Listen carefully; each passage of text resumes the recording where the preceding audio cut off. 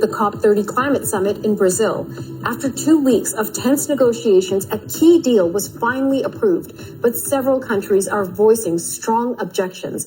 CBC News international climate correspondent Susan Ormiston is tracking the details for us. I've spoken to her a number of times while she was in Belém. Have a deal. COP30 is near its end after 12 days, after a flood, a fire, and a protest that broke through into the venue. A dramatic couple of weeks, but the agreement is not so dramatic. In fact, one observer quipped it, he'd never seen so many underwhelmed by so little progress.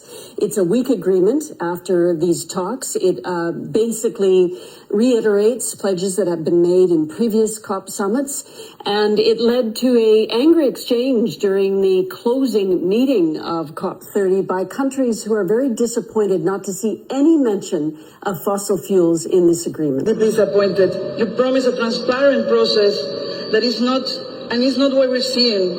I raise my flag and you ignore it. I raise a point of order and you ignore it. The COP of the truth cannot support an outcome that ignores science.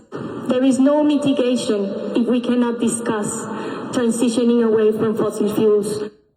This COP was hoping, many countries, to come up with a plan on how to do that, because not much has happened since.